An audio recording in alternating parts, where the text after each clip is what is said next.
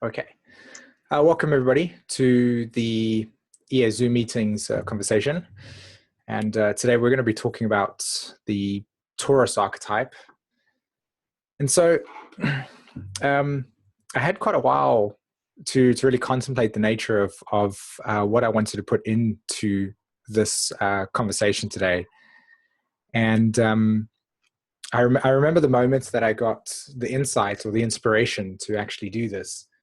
And so that's what I want to really transmit with everybody today, is the inspiration that sort of moved me when I was asked what type of topic I would like to discuss. And it was a really interesting experience for me, because it really changed my own personal relationship to myself and how I saw things inwardly. And so part of a lot of what I want to share with you today has been my own personal discovery of the Taurus archetype and how I've noticed that in clients that I work with, and of course within my personal self. And one of my main aims today as well is to really connect us with not only the ability to take this awareness, this type of material that I would like to share with you today, and run with it, like really allow it to digest within yourself. And if you are somebody that is working with clients, to explore some of these types of dynamics that can play out in their lives when you see a Taurus energy playing out in a very big way for somebody. So on one level, there's a desire to really contribute to the overall value of your relationship to not only what this symbol means in a birth chart, but also the value that you can really give the client by allowing the Taurus energy that I want to share with you today to kind of unfold. So it's almost like expanding a little bit about Taurus in itself, and maybe not leaving it to be that simple as, it's our needs. I've always had a bit of a problem with that. And I think it's because it just, to me personally, it's very limiting in a sense that when we talk about Taurus or Venus, we go values, and it's a lot more deeper than that. And so I want to really capture our imagination today with going into the archetype and really seeing how the soul and how our sort of sense of self interacts with this archetype, really, to really like allow it to come alive. Okay. So let me just share my screen here with everybody. And before I do that, I just want to set the slides to right at the beginning. Okay. So share screen. Okay. Let's do this. Okay. So just a quick check with everybody. Can you see the screen at the moment? Yes. Okay, fantastic. And the last time I was using Zoom, what I noticed is that on your screen, where I have the tools that Zoom has, like for instance, if I want to use the coloring markers, there was like gray lines that were showing up. Is that showing visible on your screen, or is it just? No, it's clear. Okay, fantastic. Thank you so much for that feedback there, Linda. Okay. So yes, exploring the Taurus archetype, and this is an EA Zoom meeting, and it's presented by myself, SΥmµN, the 31st of May. And so for anybody that wants to know about the type of work that I do, you can see the work that I do at raisingvibrations.com. Just don't forget the hyphen between raising and vibrations. Okay.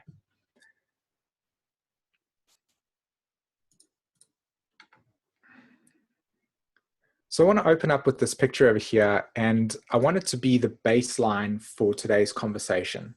Okay, the really everything that I want to explore with you today and really inspire you to really digest today has a lot to do with this. Okay, an ecosystem, and how Taurus is so intimately connected with the nature of the ecosystem. And I want to right at the beginning, make a clear distinction between the human psychology and the manifestation of this archetype and how we relate to that, and the archetype as it exists within nature, as it exists within life, as the archetype that is with this creative force that is life. Okay, so we are, as human beings, intimately connected with life itself. Our organism is just another individuated expression of the different types of organisms that exist on this planet. And I remember Jeffrey talking a lot about this, especially when he was talking about the Sagittarius stuff, and how we, on some level, have this that we've had, not now. I think a lot of people are waking up to this understanding at a very deeper level on a collective stage. But we've had this very intense separation between life in the animal kingdom and at a more bacterial level, and us as human beings being separate. And so if life sort of like changed at an animal level, then that wouldn't affect us. Whereas we are part of this earth process and part of this ecosystem. And if we had to be in some way, shape, or form eradicated from this existence, life wouldn't go, oh, we've just lost that. It would simply just go on without us. And it's a very, really, really deep thing to embrace when it triggers some of our more Leo tendencies within ourselves, in which we, in this world, have been deeply conditioned by the idea that we have this special destiny that is here to be fulfilled. And so when we really get grounded in the essence that we are simply an organism that is cohabiting with the other life forms on this plane, then this distinction is this absolutely essential. And this essential distinction is that we have the psychological ego sense of self, that is a materialization and a manifestation of what it means to be human. And then we have this creative principle, this organic bioform that is running at a similar, or not similar, but is running at the same definition as all the other animals. These animals sleep, they need food. Our bodies require sleep, we eat food, right? We are very intimately connected with this animal kingdom. So there's something very beautiful to really grasp about the nature of Taurus, as it has this human essence to it, and then it also has this animalness to it as well, right? And so an ecosystem is a natural unit consisting of all of the plants, animals, and microorganisms in an area functioning together with all of the non-living physical factors of the environment. And to me, this is really, really, really, really such a profound thing to grasp when you're really exploring the nature of Taurus, because in a sense, what it's actually like revealing to us is that when we look at an ecosystem, we look at how everything is intimately balanced.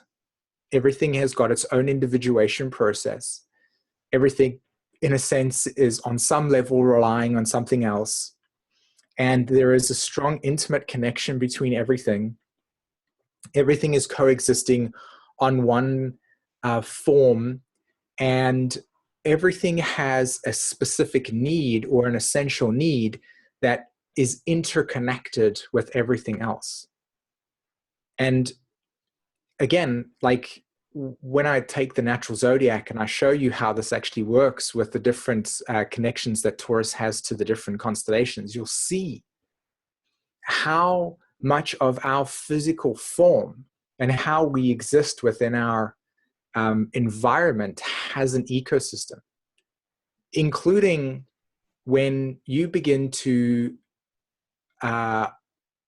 awaken consciousness within yourself, and you begin to play around with these deeper, more advanced practices, like cleaning out the body, purifying it, getting rid of toxicity, and allowing the electrical system to have more in a sense, electricity, and so thereby activating a relationship to the realm beyond this veil that we have with us. And so we awaken to these higher states, we awaken to consciousness. And so our form needs to be purified, it needs to be cleaned. And within that form, there is an ecosystem. There is an ecosystem in our bellies.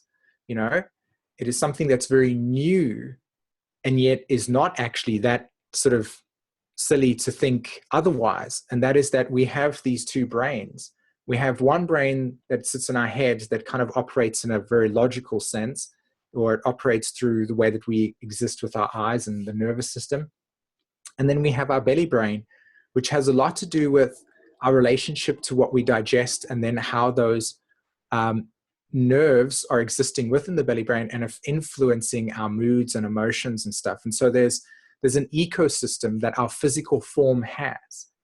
And I'm sure at some point in time, there's been a period where you felt really, really like nourished in your body. You felt like, oh, I was clean in my body. I'm sure when we've taken a shower or we've gotten out of a bath, and we've used specific types of salts, and, you know, it's been a candlelit experience, the classic Taurus energy. You know, this is a really interesting thing to contemplate. When we connect with Taurus, we connect with the essential essence of things.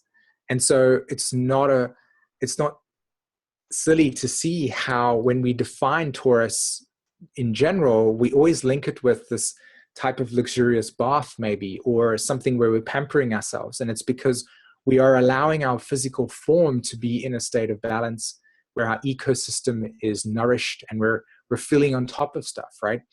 There's this emotional flow that moves through us. And so the ecosystem is not exclusive to something outside of ourselves, but actually inwardly within ourselves. And so when we contemplate what an ecosystem is, when we contemplate the relationship and the intricacy of what this ecosystem represents within our personal lives. So for me, as an example, within my environment, my workspace over here, I require large open space to feel like I can breathe. And I notice that if there are things cluttered around me, it really disturbs my nervous system. And so my question with my Taurus is the essential need for me to feel as if my ecosystem and my body is interacting with my environment in a harmonic, balanced way, is that I require that space. So around me right now, there is a lot of space that is open, because it allows me to breathe into the experience, and I'm intimately connected with it. And notice these words that I use: intimately connected, right? What's the polarity point of Taurus, right? It's Scorpio. And so we think of Scorpio, and I'll go into this in terms of the natural zodiac, but when we think of Scorpio, we have abandonment, we have loss, we have betrayal. And so these are natural things. But when we come into the ecosystem, see how everything is merged with everything else. And this is the essence of Scorpio, really, is how we merged with things. The byproduct of loss, abandonment, betrayal is where our ego attachment at a human level is formed. But so we have this intimate connection, this bonding that originates in Taurus, that is sustainability, right? And sustainability has a lot to do with the balance of the ecosystem. And if you even take it one step further and you begin to really come into your body and you start to observe the subtleness of your own attention and your own awareness when other people's energy comes into your field. Let's say, for instance, you are interacting with 2 or 3 people downstairs in your living room. One person's doing one thing, another person's doing another thing, and you're interacting with your own, and the environment and ecosystem is pretty balanced. And then a fourth person comes in, or a fourth person comes into the home, and you notice how their energy begins to influence this ecosystem that was once maybe interacting in a way, and that fourth energy brings a new dynamic. How does that shape it? Does now one person start to talk with the other person, and now all of a sudden there's noise, right? You feel the sensitivity of the noise. So there's so much to really, really contemplate and nourish and digest around this simple word that is ecosystem, and how intimately the Taurus archetype reflects to us not only diversity within the context of an ecosystem, but the interrelatedness, Libra. Okay, so here we're dealing with this process of ecosystem, the base of this conversation today. So let's have a look at some things that are existing within the Taurus archetype, right? When we look at the natural zodiac, which in my opinion is one of the most amazing ways to really understand life, and I say this probably because for my Sagittarius, it's one of the ways that I can actually articulate intuitive information. But if you notice that the Taurus archetype in and of itself, in its single entity form, it's an energy that is doing the opposite to Aries. So remember, Aries is so much about this yang energy moving outwards. And when the energy moves in yin, as we do the yin and yang throughout the zodiac, the energy is moving inwards with Taurus. So it's about receptivity. So that's why we use the word resources, gathering resources with Taurus. I know somebody in my family that has a lot of Taurus. And I noticed that one of the things that they became really famous for on YouTube was creating content in which the very dynamic was how they gathered resources. And it was really, really nuts to see it, because not only when I looked at their chart, I was like, oh, that makes complete sense. Why they would be so sensitive to how what was essential in this video game that he was playing was gathering resources and how you would use resources. And so there is this energy of yin that is coming into us. So at a natural level, in other words, in nature, and how this archetype is just part of the creative force that is life, an aspect of this creative force, it is this process of where things are intimately connected and how resources are intimately connected with things and how those resources are coming to the person. Now, when we expand it to the human experience, in other words, our psychology, right, our ego, we have these ego needs. So what we have to do is we have this relationship to ourselves that says, okay, self-care says if I wake up at 6 o'clock in the morning, then my body would need a certain amount of sleep. So how do I make a conscious choice to get enough sleep to sustain my physical form so that the next day when I wake up, the challenges I experience within life, I can be able to meet with the best version of myself. So at the most primitive level, how am I choosing to sustain and nourish and look after my most basic needs? What type of food am I putting into my body? It's interesting how the throat correlates to the Taurus archetype. And you'll notice that when you eat food, we put food into our mouth, and then it's the throat that connects the body and the head. And so Taurus is, what are you digesting? What is the quality and the substance of something that you are digesting? And how is that being then put into the body that is ultimately become the fuel for whether or not you're going to be operating at an optimal level, or you're going to feel that classic, I've eaten a lot of food, or I've eaten food that is not working for me, and so therefore I feel very lethargic, or I feel very sort of slowed down in my process. And it's funny, but when you do actually experience a lot of high vibrational energy, you actually do need to kind of eat certain denser foods, paradoxically, in order to kind of ground yourself back into the body. I know that I experience that often. When I do a lot of astrology readings, I know that I have to come downstairs and really eat a certain meal that really allows my body to come back into its physical senses. So even though it's the substance and the quality of what you're eating, it can also be around eating certain food that actually grounds you, earth, into yourself, into your body. And so there's this sustainability, this inward dialogue that we have with ourselves, right? This inward relationship. So in evolutionary astrology, it is the relatability of Venus, the one side of Venus, okay? That's that inner side.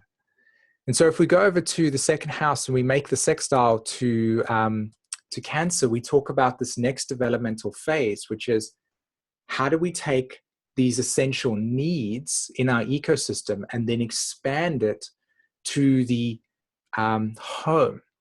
So, you know, if you look at an ecosystem, you can see that the surrounding environment is a place of, it's a home, right? So certain animals will have a certain place within the home. Certain trees will survive at this specific place.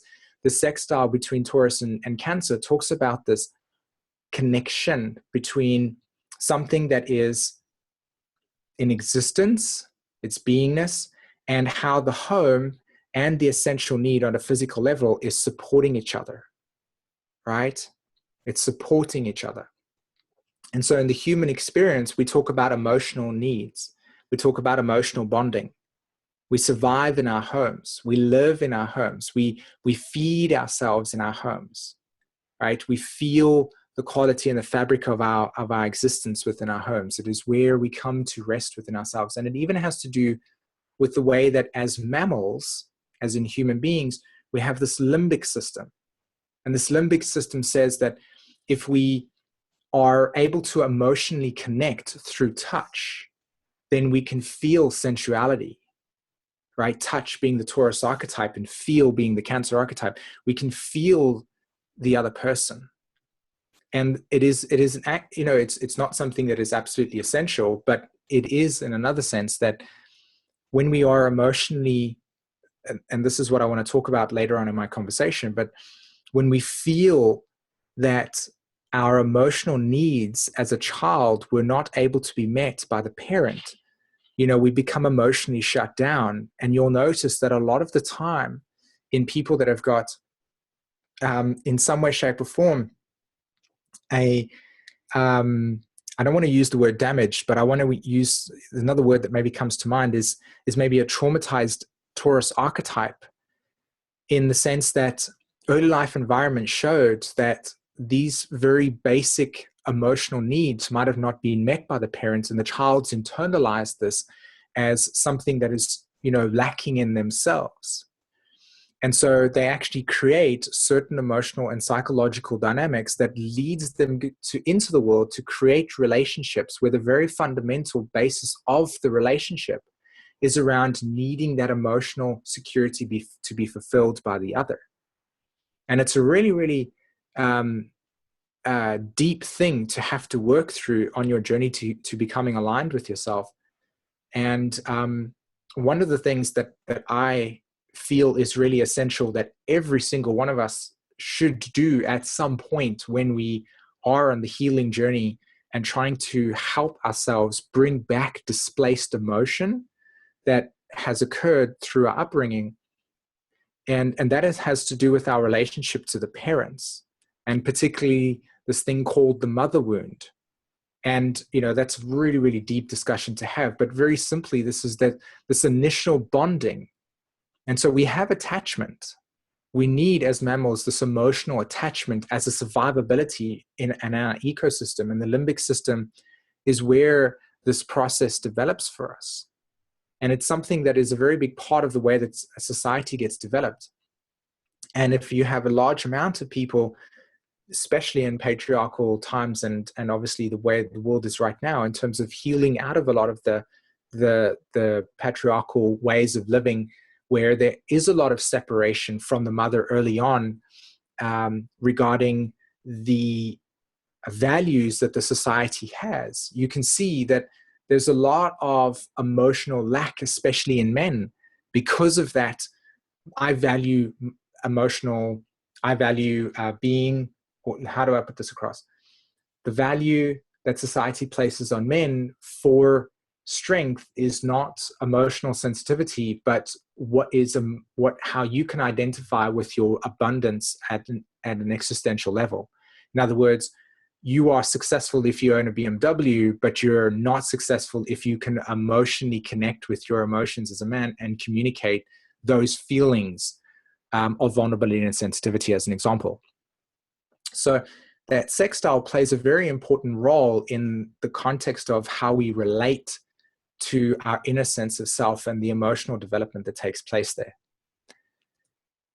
I want to pause there for a second because I've shared quite a lot here. And I want to say that it's really interesting because it took me a very, very long time to select what I felt was so important with this archetype to talk about today, because there is so much, there's such a vast amount. And so I'm going to move through these natural zodiac things quicker because I've got some other slides that I want to add also that I feel is really important. When we look at an ecosystem and we connect the Taurus archetype to the Leo energy, that natural square, we can talk about again at the ecosystem level, each individual sort of creation. In other words, Leo talks about this individual creative process. So the lions have a specific creative process. The giraffes have a specific creative process. The trees that have leaves that are very tall, like that are sitting at the top of the tree that are very tall, have a specific creative process that supports the needs of the giraffe that have a very long neck, as an example. And when you look at, for instance, the way that certain animals will go and drink water at specific times in the day, because they know that at those specific times in the day, the danger around being attacked by, or sort of become food for the lions is not as probable. So there's this creative inherent force that moves through each living form, and this living form in itself has this connection to this ecosystem that actually dictates the process of how things work and don't work. Like, for instance, I don't know if you've spent a lot of time, growing up in South Africa, one of the things that I love the most is being very, very close to nature, very close to the safari. And so when you observe certain markings on certain antelope, you'll notice that, especially in these, in certain antelope, they'll have markings on the backs of their butt, right? They'll have certain colors and lines and white lines. And those white lines are actually there to confuse any predators, because the way that they are created, the way that they form on the backside of this antelope creates confusion. It literally it literally does that. It creates confusion. And so what happens is, you'll notice that when they are moving in specific ways, their movement will be always where their backs are on some way, shape, or form pointing towards where they sense danger. And the point here is that this inherent sort of essential archetype that is inherent as part of their creative process is blending with the infrastructure and the ecosystem that they exist within. There's lots of grass. And so the grass and these lines at the back of the antelope together creates this camouflage. It's these little subtle things that we tend to not really pay attention to at a very intimate level in our lives, because we focus a lot on our own personal sense of self and the way that we're managing our day. But these are subtle things that we also have as well. And you'll read a lot about it when you observe certain people that will release an article and say the best, you should drink 8 liters of water, as an example. This type of stuff. There's always things in which we are being given information about how to interact, but our ecosystem might not actually be compatible with information that is coming outside of ourselves. And so we tend to take on a lot more information outside of ourselves, but never actually knowing what our ecosystem is about. You might not actually be using and perspiring as much. And so drinking lots of water can actually damage your kidneys, as an example. And it's really, really the essence of the Taurus archetype is to come back to the body, to come back to the essential need that is right in front of you right now, versus more of what is at the mental plane in that sense. What is your creative process? There is so much to talk about in terms of this natural zodiac, but I'm going to go further over here. And I want to talk about the polarity that Scorpio has, and how everything is osmosed and merged with.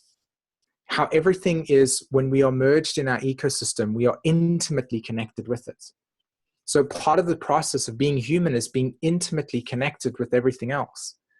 And isolation is such a traumatizing and very big thing that is a part of our culture right now, because the way that we have developed our sense of self is very, very, very, very prone to not wanting vulnerability to be shown on the surface. And so we can tend to not really reveal our emotions, and we struggle with this, and we're working at this right now. The human race is working on trying to really, really become more emotionally transparent. You know, the Pluto and Scorpios, this is your role.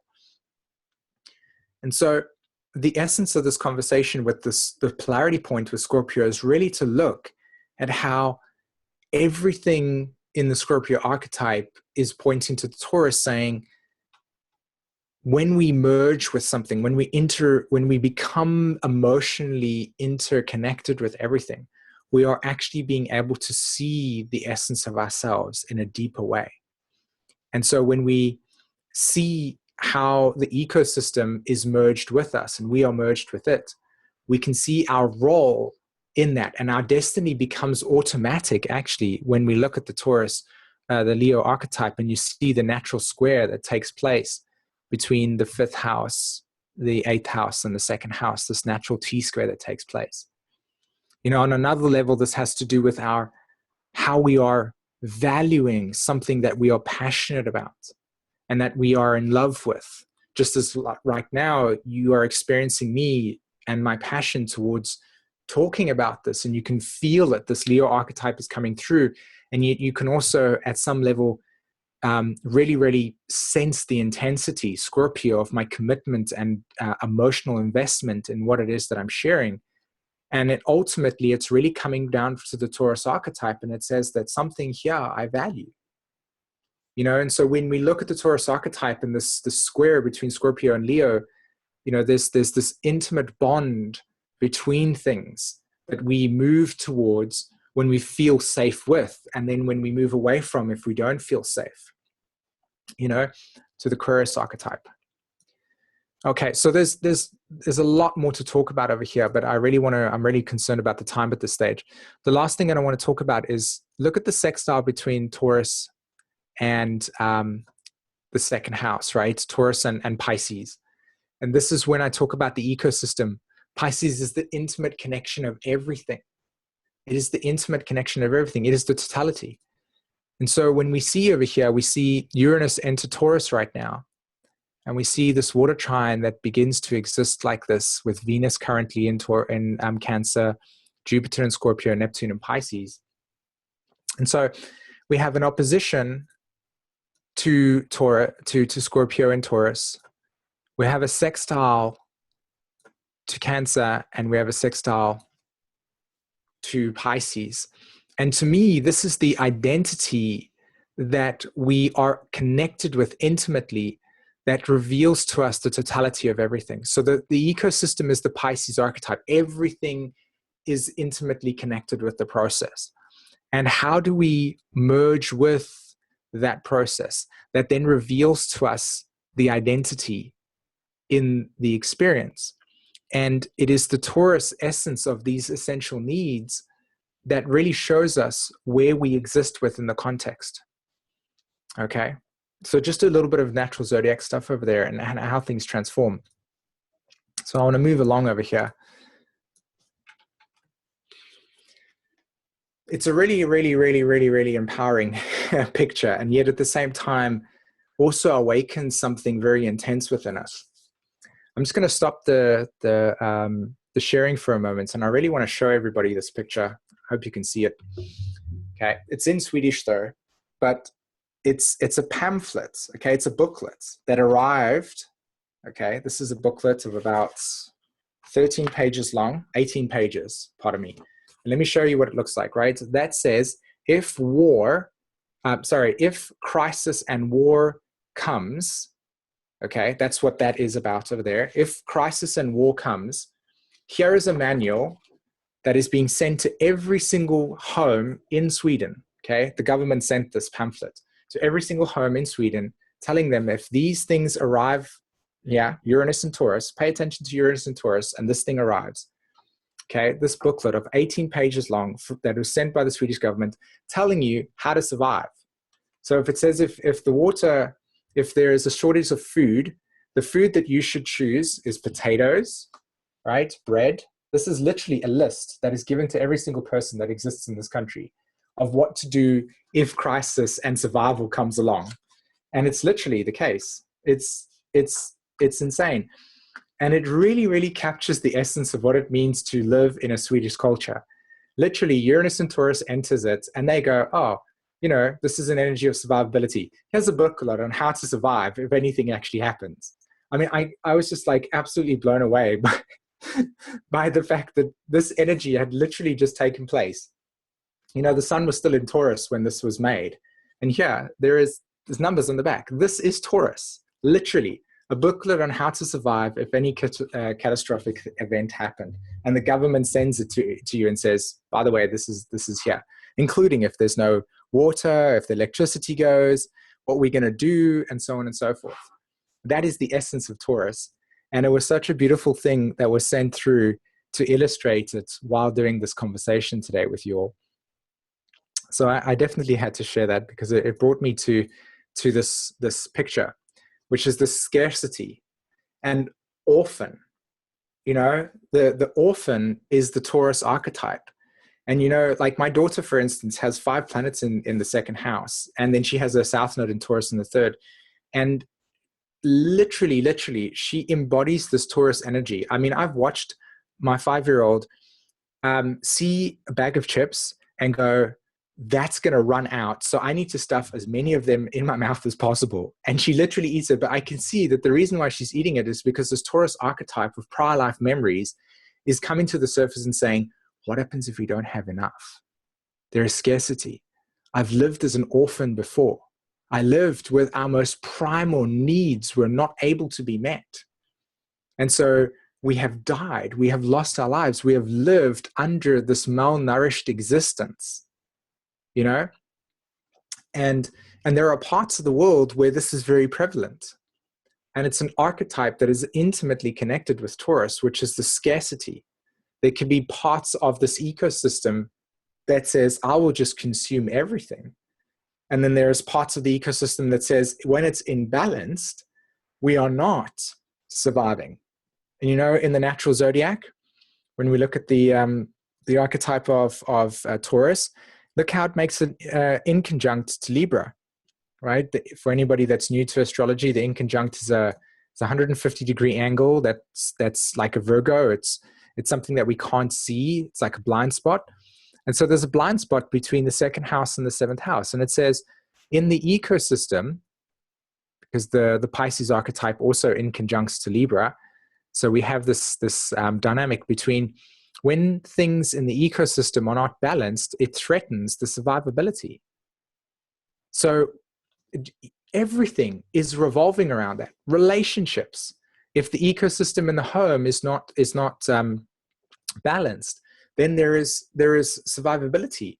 And it might not necessarily be as extreme as scarcity, but it can definitely create an imbalance in the ecosystem that actually creates disruption. And this is where sickness and disease materializes from.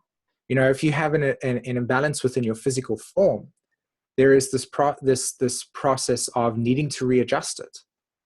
And something that's really, really deep and insightful regarding a spiritual experience or awakening experience is that when you begin to actually reverse osmose, listen to these words, osmose, Scorpio, reverse osmose, healing.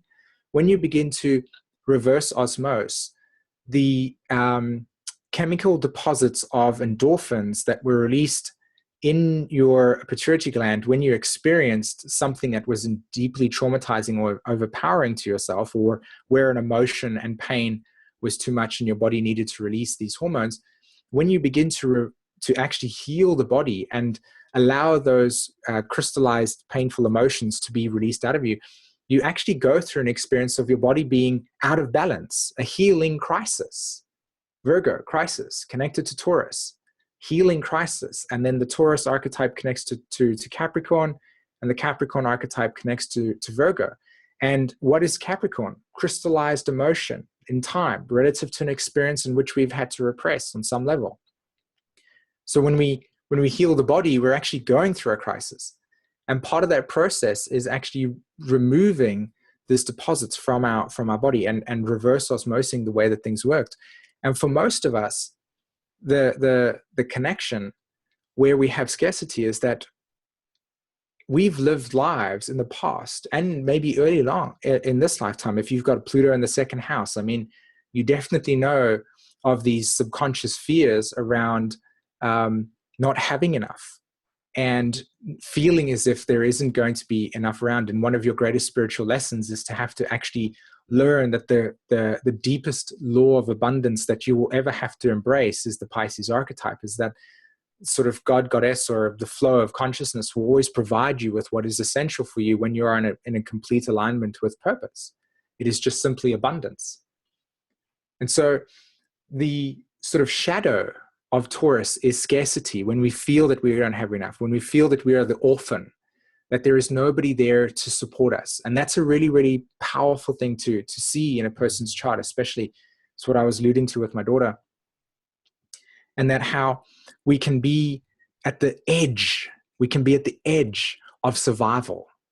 Every single day we wake up and we are existing in this world that has so much abundance, and yet at the same time we take on so much, right? Think about the child that doesn't have the parents around and how they have to be in survival mode in order to sustain their existence. Think about the classic thing that you'll hear when people have made a success of themselves. They call them from rags to riches. I mean, these are classic Taurus energies, where there is this need for survival at the most intimate level, and then this growth cycle into abundance.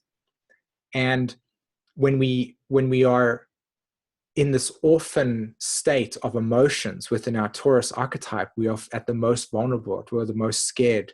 There is no parent around us that can really allow us to feel safe. And when that safety is threatened at the core, you can just imagine what type of healing needs to be done in this person's psychology, where the fundamental essence of their safety is not being met. Think about anybody that has experienced emotional abuse or consistent emotional abuse that leads to an experience of complex post-traumatic stress and emotional disassociation, and where the physical form is just there and it's doing the mundane thing, and yet at a more deeper Maslow's hierarchy of needs, sort of climbing the ladder, when you get to individuated expression of purpose and meaning in your life, we don't get to have that opportunity because the essence of our fundamental needs were never actually nurtured at a child stage.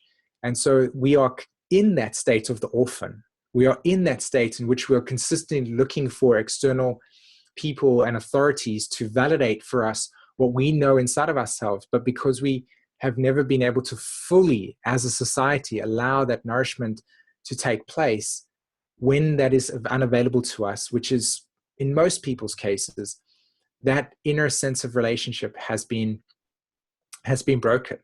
And it leads to this picture over here.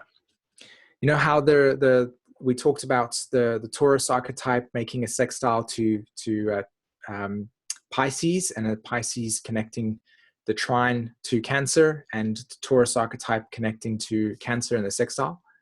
And then in opposition to Taurus, you had Scorpio, right? Shipwrecked. How many of us in our lives at some point have felt lost? How many times have we said to ourselves, oh my God, what am I going to do? I'm so lost. And you know, the essence of being lost is actually something that's so intimately connected with the Taurus archetype, because an orphan is lost because there is no guidance. There is no structure. There is no support. Which way to go? Where is the beacon, Capricorn? It's absent in its process. And so there's a crisis, there's a lack, Virgo, Earth trine, that links with this. What am I going to do? I've lost direction and now I'm in a crisis. And yet, birthed out of that experience is the water trine. The water trine is saying that when we deeply awaken to the experience of going from one attachment to another, between two attachments is a period of being lost, of being shipwrecked, of being stranded. And what are we interacting with? I mean, I chose this picture specifically because notice how the body is the ship. Okay, it's physical form, Saturn.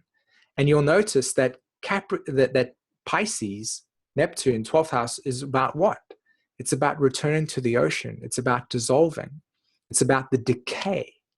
And this ship has no spirit in it. The spirit is gone in the ship. And so therefore it is just still.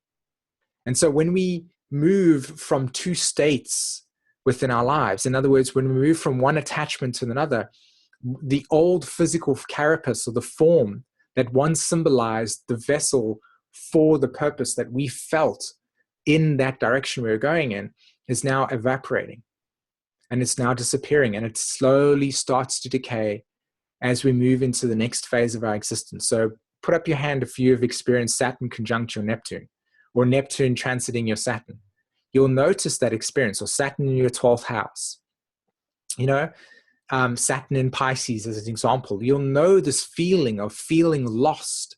What is the meaning of my life? And it's because the ego attachment, Cancer, to Taurus, to Pisces, says that part of a spiritual awakening is realizing that the waves of consciousness are consistently bombarding against and consistently lapping up against the ego, saying surrender, surrender, dissolve into the ocean, dissolve into the abyss, dissolve into the flow that is your life. And so when we feel lost, it's 9 times out of 10, it's because we have this attachment to the way that we think it should be going versus what is actually being trying to be reached from a higher dimension or a deeper dimension within ourselves that says, this is no longer meaningful. You are not moved by this experience anymore. The new meaning is arising out of something, and it's okay to feel lost. It's okay to feel uncomfortable going, I don't know where I'm going with life. How many of us really, really, truly embrace with complete grace the feeling of being lost? We don't live in a society that values that. So therefore you judge yourselves and we criticize ourselves for feeling as if we're failing at life because we're lost. And yet at the very thing, we're actually finding a new meaning. And so Taurus is this process of understanding that intimately within ourselves, sometimes being lost is actually a way to find ourselves. Because when we're finding ourselves, we're not finding it in the attachment. We're finding our consciousness. We're finding the essence of our being trying to reach us from beyond the realm. And so now we've got a couple of minutes left here, so I'll kind of move through this. But here's another explanation. You know, within the Taurus archetype, this relationship that we have to ourselves at the most deepest level is where we are trying to reunite. Taurus is always trying to reunite with Pisces. And the way that we reunite with that is the sense of identity, Cancer. And you can see here, even in this process, you know, a lot of people have kind of tried to interpret the nature of this picture. And we're talking about the brain, and we're talking about the pineal gland trying to reach the human experience. You know, right in the beginning of the conversation, I said to you that there's the Taurus archetype, there's this physical need, and then there's also the spiritual dimension that's trying to be connected. And here's this bond, here's this connection that Michelangelo was trying to reveal to us when he talked about this God connection. When we feel lost, when we feel as if we are not, when we're adrift, we can be adrift because we are connecting to something deeper within inside of ourselves. Because in a sense, the essence of our meaning is really coming from inspiration and enthusiasm. And if that pineal gland and melatonin, serotonin is not being sort of activated because our ecosystem is not we're not valuing our ecosystem, we're not seeing the essential need in our ecosystem anymore, life is saying to you in that moment, this is where sustainability and existence and your presence is no longer needed. This ecosystem is not sustainable for you anymore. You're not being nourished by it anymore. You're not being osmosed with it anymore. Everything is not interconnected and compatible with it anymore. So when we embrace the essence of being lost, we're embracing the essence of life saying, there's a new direction for you. And so now we're going to go cultivate that. So we're looking for the God connection. And so through that process, we actually experience abundance. Inside of myself right now, I feel so incredibly abundant. And the reason why I feel abundant is because inside of myself, I just feel so much creativity around the ability to talk about different ways that astrology can work and to inspire. And so to me, if I identify abundance outside of myself, yeah, I have some, a couple of things around me that reflect abundance, like for instance, a microphone that allows me to have a very clear voice, and there's the screen that I have and the webcam is fantastic. But really inside of myself, if I sit down, I can go, I'm actually spoiled for choice as to what I want to talk about. And to me, that's because I feel so in alignment with something that provides me with enthusiasm, to the point where it's never ending. It's like it's just pouring out of me.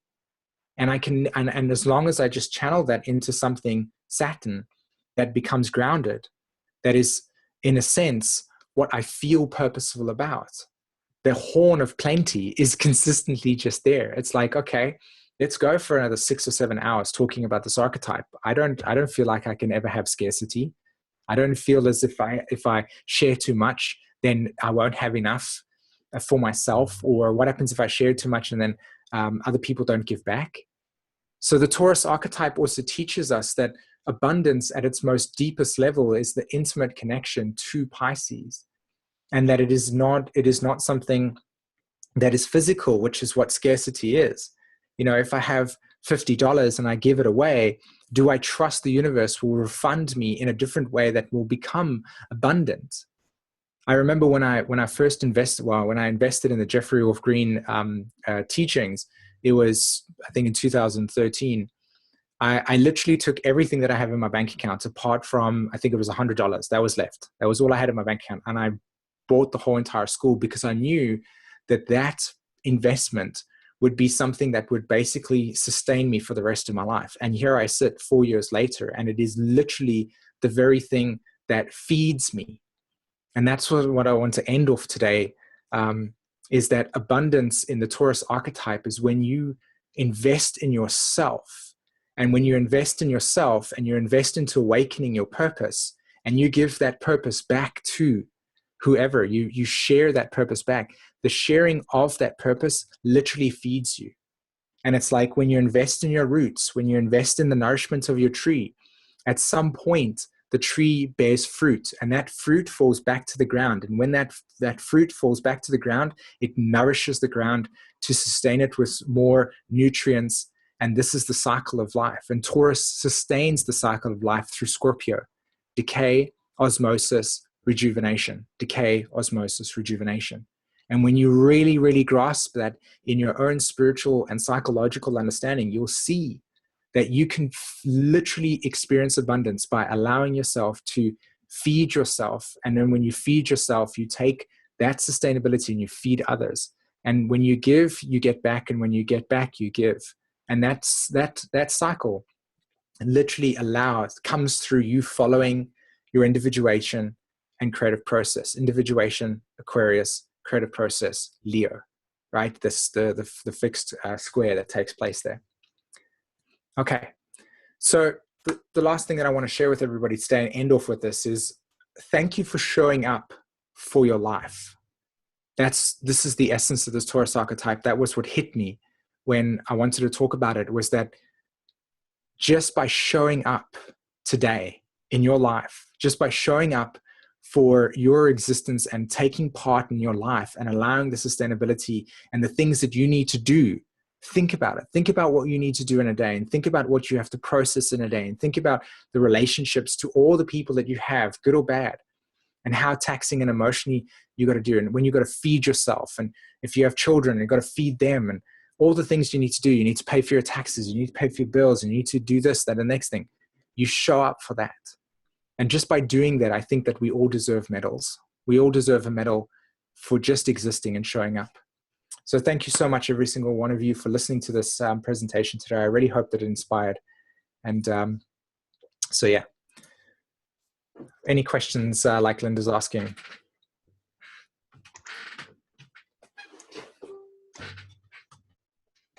Hi, Simon. This is Patrice. Thank you. That was just wonderful, and I could really feel your abundance.